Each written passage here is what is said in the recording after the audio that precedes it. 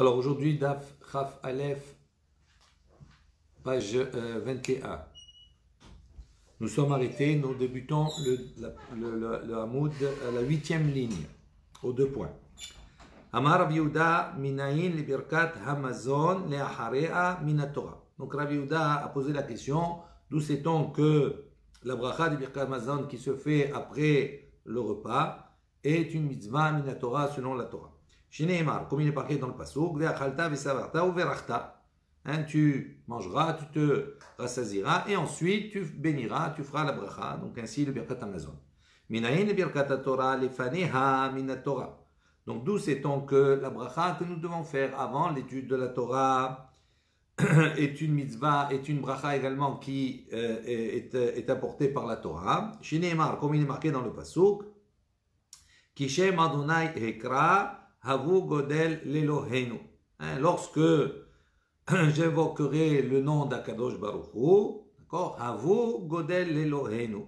Donc vous allez venir et vous allez grandir le nom de notre Dieu Akadosh Baruch Hu. Donc Kishem Hashem Ekra, lorsque je vais évoquer le nom d'Akadosh Baruch Hu, quand on va étudier, à ce moment-là, avant cela, on devra faire une bracha pour louer l'Éternel.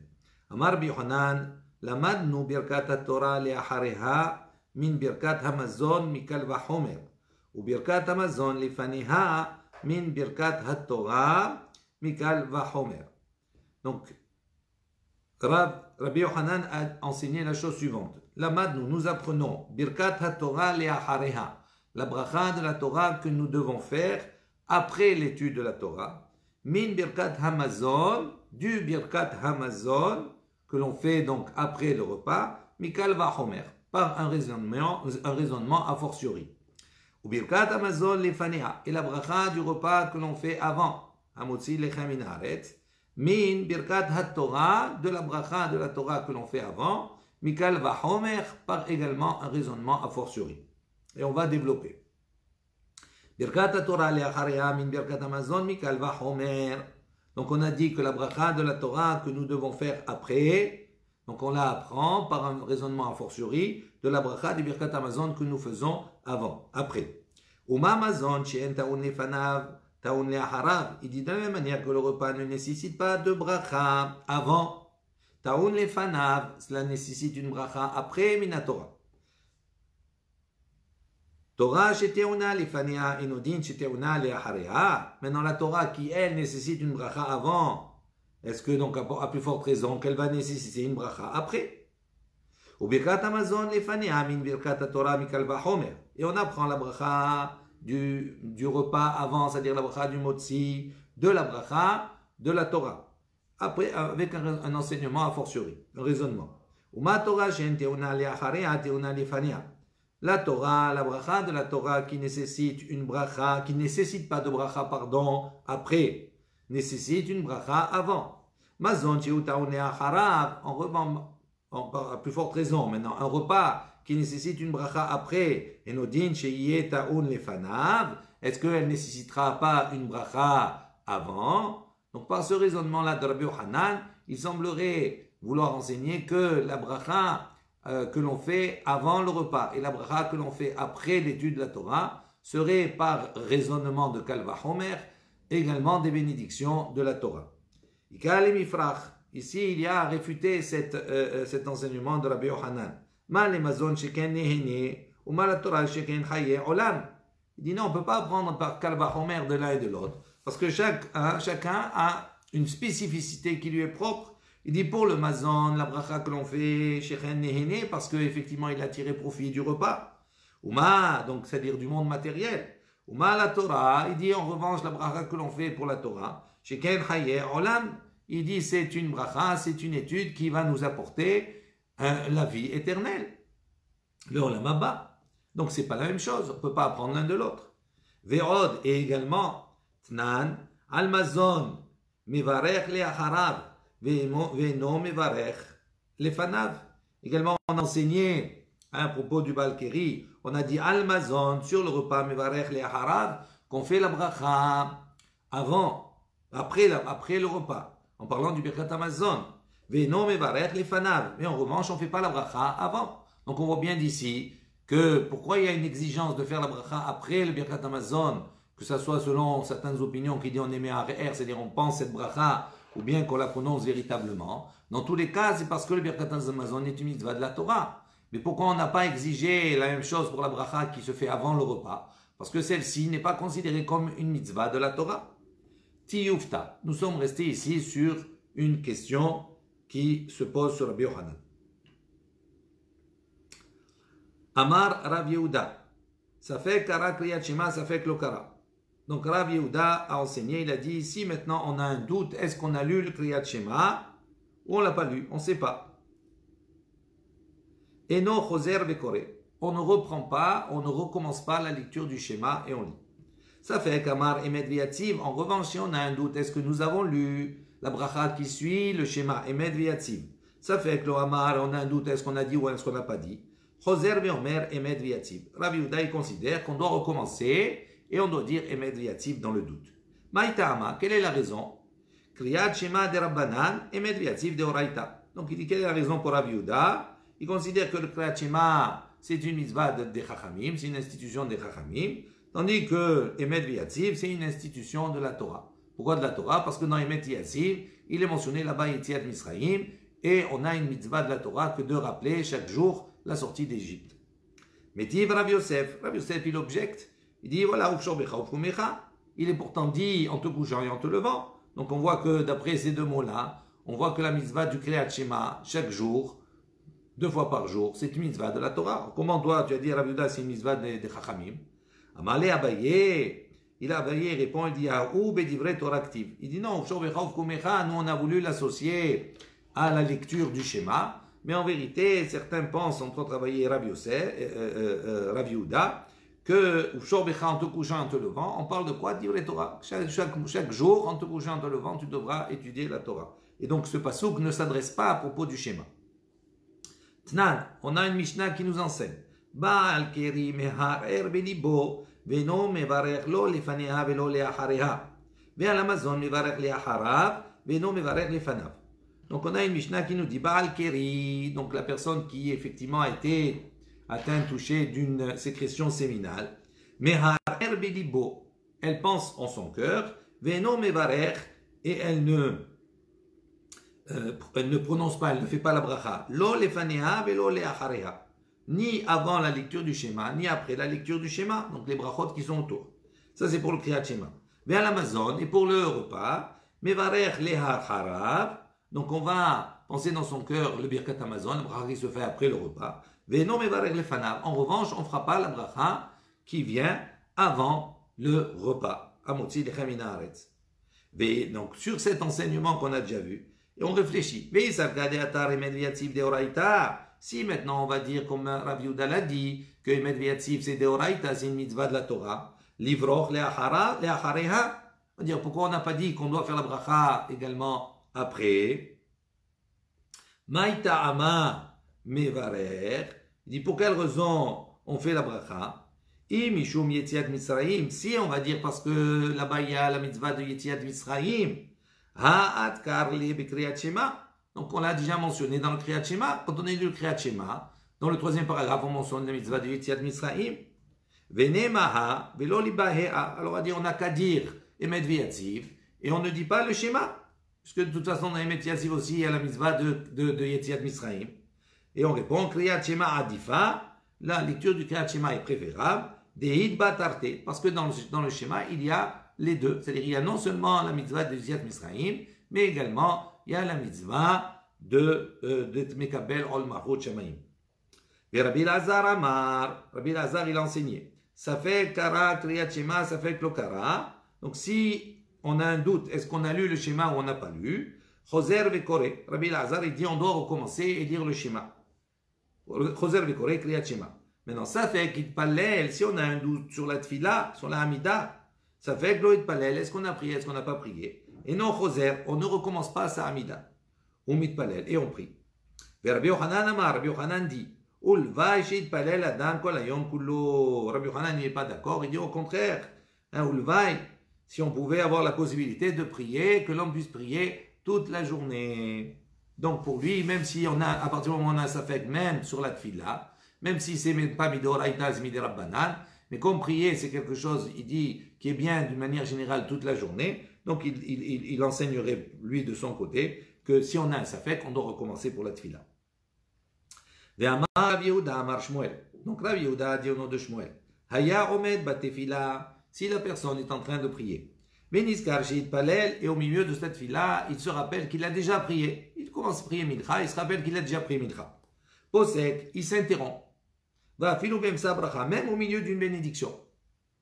Et ni, on objecte, on dit comment c'est possible. Ve'amar Rav Nachman il dit, Ki avinan be Rabba Baravua, il dit lorsque nous étions dans les yeshivas de Rabba Baravua, Be'amine, nous avons demandé à Rabba Baravua, Hane bene berab, il dit voici les enfants de la yeshiva de Rab des Taou qui se sont trompés, ou Medekare dechol be Shabbat, ils se sont trompés dans la tfila de Shabbat et ils ont mentionné la partie chol, la partie profane du Shabbat, pendant le Shabbat. C'est-à-dire quand ils sont arrivés à la Hamida, ils ont commencé la Hamida de chol. Ils ont dit Atachonen, Nedam, Da'at, etc. Alors que c'était Shabbat. Il dit Ma'ou, Sheigmor, est-ce qu'ils doivent compléter parce qu'ils ont commencé la bracha ou pas? Ve'amarlan, et lui nous a répondu Gomrin, Kol Ota Bracha. Il dit, il termine cette bracha qu'ils ont commencé, même si c'est une bracha de chol pendant Shabbat. Il dit, Achiyashta, il dit la même chose ici. Pourquoi nous on a dit ici, il se rappelle au milieu de la Hamida qu'il a déjà prié, on a dit il doit s'interrompre, s'arrêter, et il ne termine pas la bracha dans laquelle il se trouve. Normalement, on aurait dû dire la même chose, qu'il termine la bracha et qu'il reprend après, qu'il s'arrête définitivement. Atam Gavra Bar Hiyuva'u, Verabanan Udela Hatrachu Mishum Kavod Shabbat. Avalacha Hatsalele. Il dit non, c'est pas la même chose. Là-bas, à propos de Shabbat, l'homme, Gabar Chiyuvahu, normalement, il a le chiyuv de prier, même de prier la tfila de chol d'une manière générale.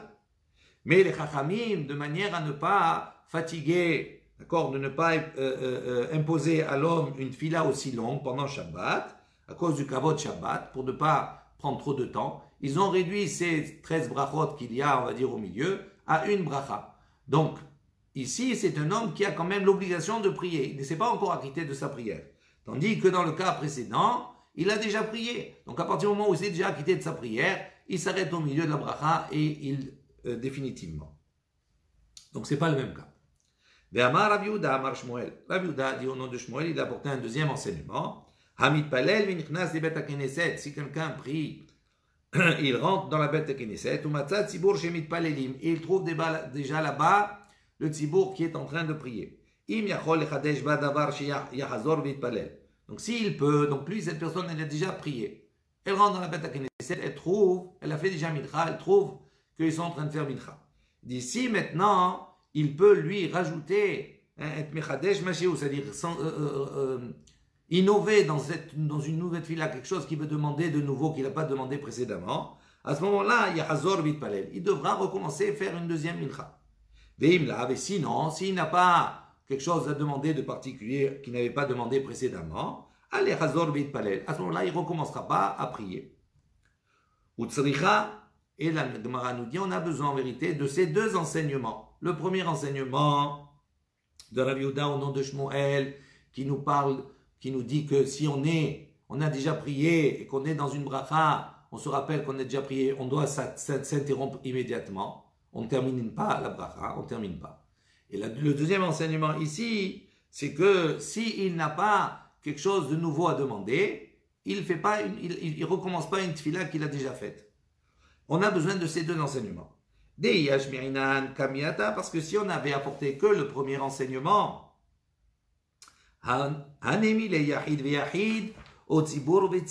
aurait pu dire cela s'applique uniquement que quand il a prié Yachid seul, ou bien quand il a prié Tzibour avec un Tzibour. Ça veut dire que si déjà il a fait Mincha seul, et qu'il veut recommencer à faire Mincha seul, même s'il a quelque chose à rajouter ou pas, non, il ne peut pas recommencer.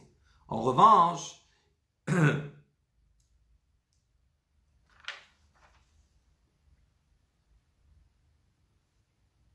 non, pardon, excusez-moi. Donc quand on a dit qu'il doit s'interrompre, s'il a déjà prié, il doit s'interrompre, Rashi précise, lorsqu'il a déjà prié, Yahid il était, il a pris une fila seule.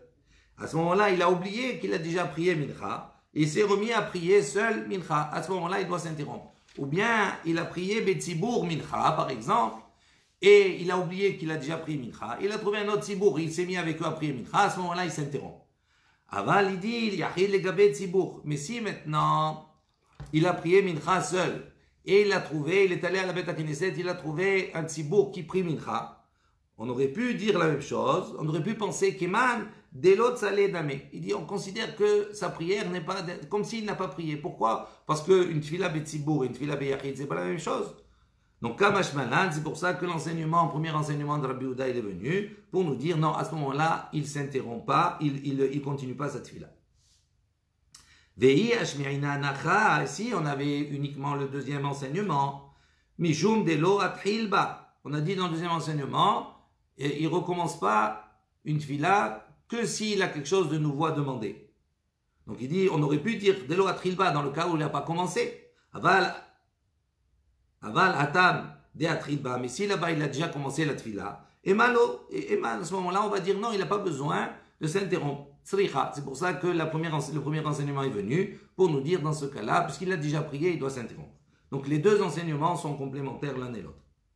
Amar Ravuna, il enseigne, il dit,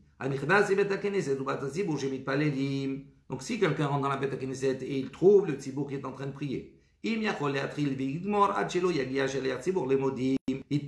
s'il a le temps de commencer sa tfila, sa amida, et de finir avant que le Shaliyat Tzibour, d'accord, arrive à Modim dans la Chazara, à ce moment-là, il commencera, il fera sa amida.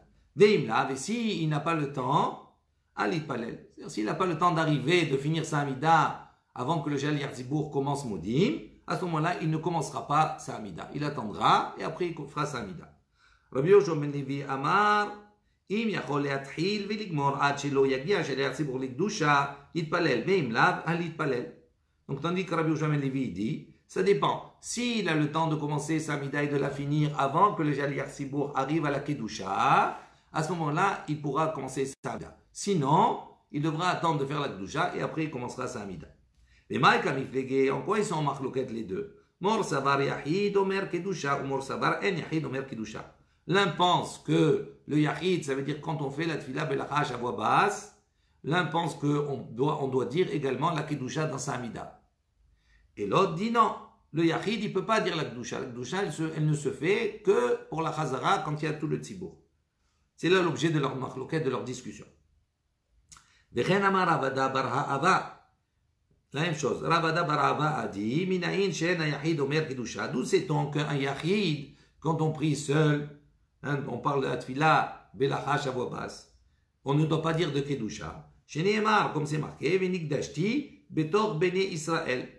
Hein, je m'avais sanctifié, betor bene Israël, au milieu des bene Israël.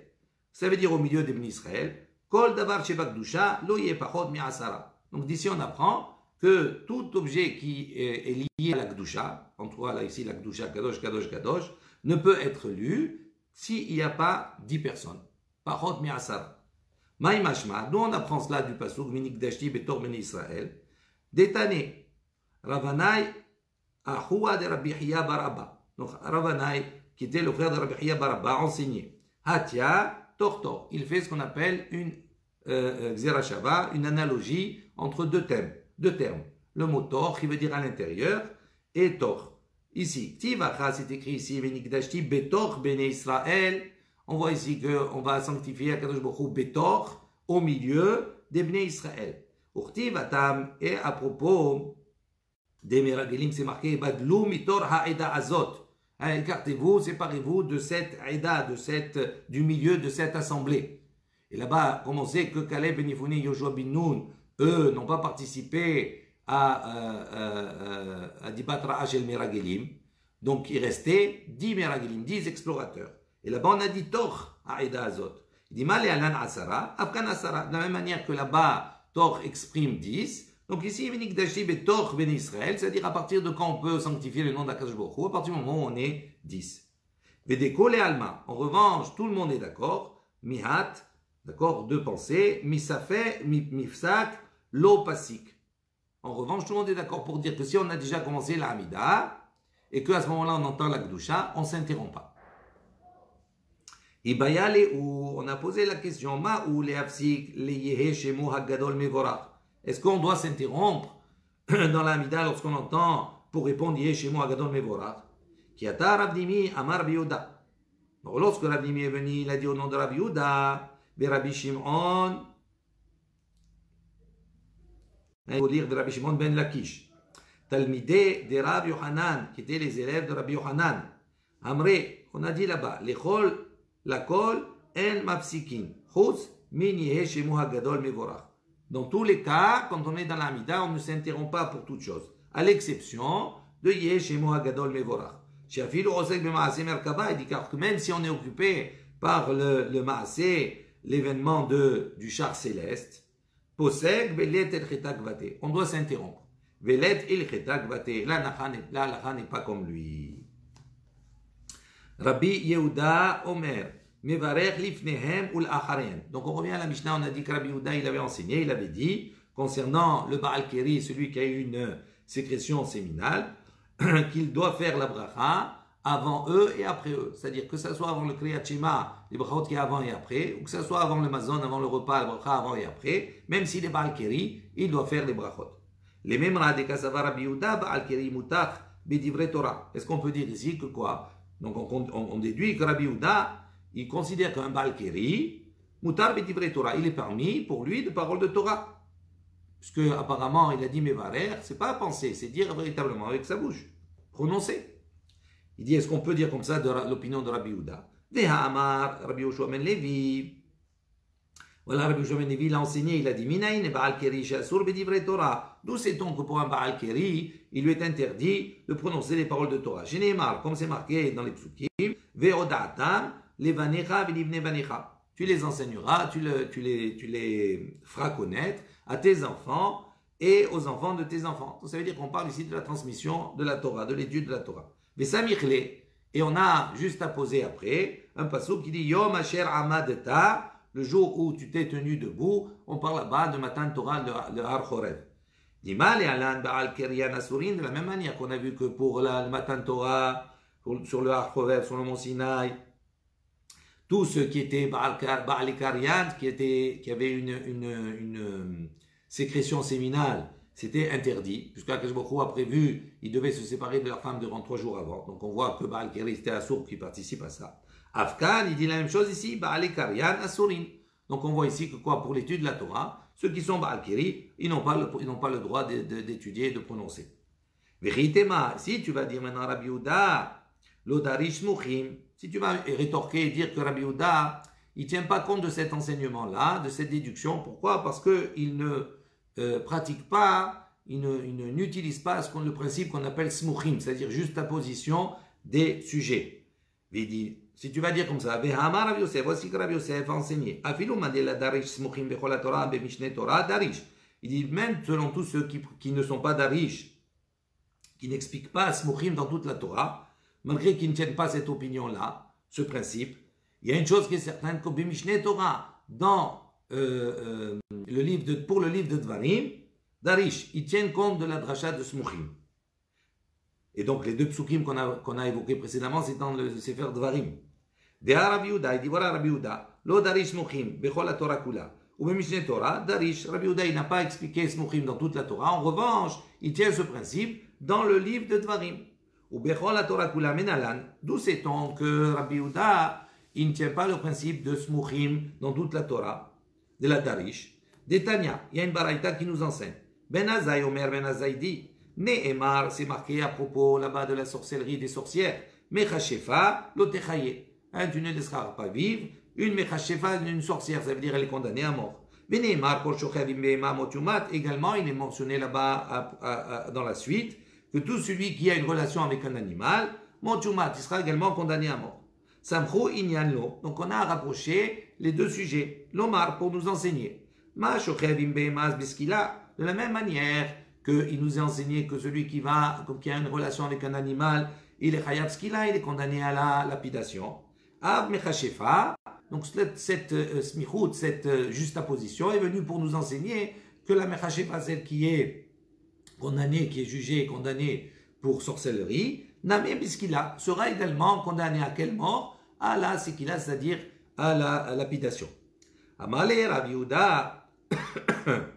Donc Rabbi Yehuda, il lui a dit, Vechi mitne shesamchu inyan lo. Il dit, non, il dit, est-ce que c'est parce que il y a une smichout, parce qu'il y a une juxtaposition entre les deux, c'est pour ça que tu apprends l'un de l'autre? Il dit, non, notzi lazé, Biskila. Il dit, c'est pas pour ça. Il dit, parce que le Mechashefa Lotechaye, d'accord? Pardon. On a dit, Mipne Shesapro Inyan Lo Notzi Lazé Laskila. Est-ce que c'est parce que on a fait la juxtaposition des deux enseignements que tu apprends l'un de l'autre que pour la Mechashefa, elle est Chayeva, elle est Chayevet à ce moment-là de ce qu'il a? Il dit non. Et là, Ovi Deoni, ce sont également des modes de sorcellerie. Il dit, on apprend de Ovi Deoni, Michlal, Kol HaMechashifim Ayu. Donc, Ovi Deoni, ça fait partie de toute la sorcellerie, de tous les types de sorcellerie. Lorsqu'on a dit Mechashefa Lotechaye, tu ne dois pas faire vivre. Mais Lama Yatsou, il dit, pour quelle raison à ce moment-là, on a sorti Ovi Deoni du klal, de l'ensemble général. Les Akish, il dit, pourquoi on les a sortis? Pour faire un lien, pour les lier, pour dire la haine.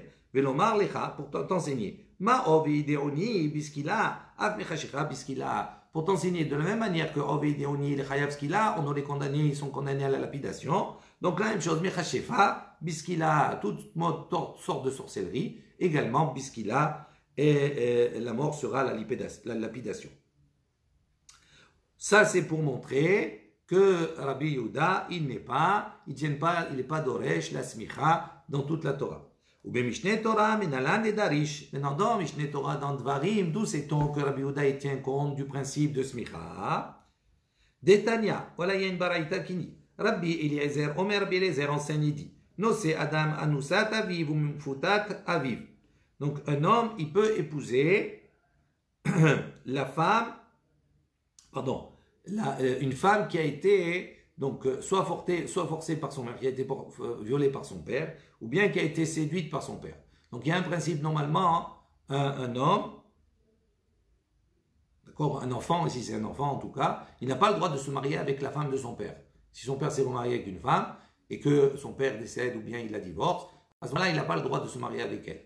En revanche, si son père a une relation hors mariage, c'est-à-dire une relation, soit il a violé quelqu'un, soit il a séduit quelqu'un, il a une relation avec elle, à ce moment-là, Rabbi Eliezer dit, il a le droit de l'épouser. La même chose, Beno, Anusat Beno, Umfutet Beno, la même chose. Si maintenant un père, est-ce qu'il a le droit de se marier avec sa belle-fille? Non. Mais si maintenant son fils a une relation où il a violé quelqu'un, ou il a une relation avec une femme qu'il a séduite, à ce moment-là, le père pourra épouser cette femme. Ça, c'est l'opinion de Rabbi Eliezer. Rabbi Yehuda Oser, Rabbi Yehuda, il interdit. Ba'anusat aviv ou b'mfutat aviv. Il interdit, d'accord, totalement. Ve'amar Rav Gidel, il dit, Amar Rav, au nom de Rav. Maïta Amad de Rabbi Yehuda. Pour quelle raison Rabbi Yehuda, il interdit? Sur quoi il s'appuie? Dirtib, c'est marqué, Lo ikar ishet eshet aviv, velo igale kenaf aviv. L'homme, il n'a pas le droit de prendre la femme de son père, et il n'a pas le droit de dévoiler, de découvrir également le pan de son père. C'est-à-dire qu'il n'a pas le droit de découvrir la nudité que son père a découvert lui-même. Kanav shera'a aviv lo igale. C'est-à-dire ce que son père il a dévoilé, lui il n'a pas le droit de dévoiler. Donc il n'a pas le droit de se marier avec la femme de son père. Ou mimai, d'où sait-on maintenant des be'anusat aviv? Donc d'où on sait que pour la anusat aviv, cette femme qui n'est pas sa femme de son père, mais qui a été violée par exemple, d'où on sait qu'elle est interdite selon l'opinion de Rabbi Yehuda.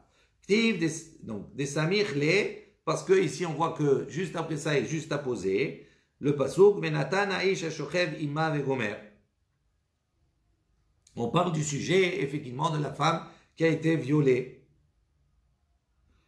Donc, Amri in be Mishneh Torah darish. Donc, qu'est-ce qu'on a dit? On voit d'ici que quoi? Puisque la juxtaposition, il a tenu compte dans Dvarim. Il dit in be Mishneh Torah, effectivement dans Mishneh Torah Darish, ve'ane smuchim min ba'ele. Alors,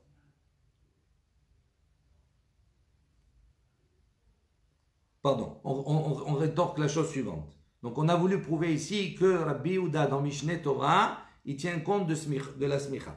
Il dit, Amré, en mi Mishneh Torah darish. En vérité, non, dans Mishneh Torah, il n'est pas doresh, il n'apprend pas cela parce qu'il y a une smichut, parce qu'il y a une juxtaposition entre le sujet de ne pas se marier avec la femme de son père et de ne pas dévoiler la nudité que son père a dévoilée, et le sujet de la femme qui a été violée. Il dit, il dit non, cette juxtaposition-là, il a besoin pour autre chose. Selon ce que Rabbi Yoshua ben Levi a dit. Qu'est-ce qu'il a dit?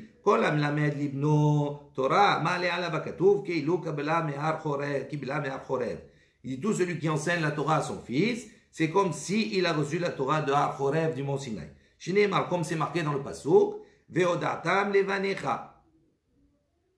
Et tu enseigneras, donc tu les enseigneras, tu les feras savoir à tes enfants, Velivne vanecha, et aux enfants de tes enfants. Urtiv après, c'est écrit après, Yom asher amadeta, lifne Adonai Elohecha bechorev. Donc après, juste après cela, c'est marqué, on parle du Inyan de Matan Torah.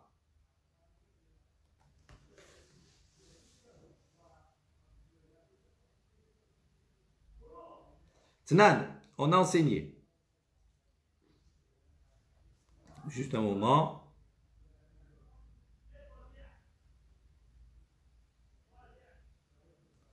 Zav shera'a keri venida shepaleta shechvat zera. Ham meshameshet verata nida. Faut lire. Tsrichim tevila. Donc, il y a une Mishnah qui nous enseigne la chose suivante. Un zav, donc un zav, c'est une personne qui a eu effectivement une sécrétion séminale à plusieurs reprises, et il a un statut de zav, c'est un peu particulier, on verra un peu plus tard. Shera Keri, donc il est déjà dans un état d'impureté. Et se rajoute à cet état de zav, il voit de nouveau Keri, il voit donc une sécrétion séminale. Et donc il devient Keri également. Ou bien Nida Shepalta Shechvat Zera, ou bien une Nida, une femme, d'accord, qui a Palta, donc elle est Nida, donc elle a déjà un statut impur. Et elle voit, donc après, donc certainement elle a une relation avec son époux avant qu'elle devienne Nida. Et quand elle est devenue Nida, elle a vu une sécrétion séminale qui était due à la relation conjugale qu'elle a eue précédemment. Et donc elle est considérée comme également une femme Keri. Ou bien Ameshameshet Virata Nida. Ou bien elle a eu d'abord une relation. Elle a eu d'abord une relation, donc elle a eu une sécrétion séminale due à son mari. Donc elle devient d'abord Keri. Et après, elle devient Nida. Donc c'est l'enseignement inverse qui était précédent. Dans tous les cas, Srichin Tevila. Elle a besoin dans tous ces cas, ils ont besoin de ce Tevila, de se tremper dans le mikvé pour sortir du din de Keri. Mais Rabbi Yehuda, il n'est pas d'accord. Il dit poter. Ils n'ont pas besoin de se tremper au mikvé parce que de toute façon, même s'ils se trempent pour Keri, ils restent toujours impurs, soit pour un zav, soit pour Nida.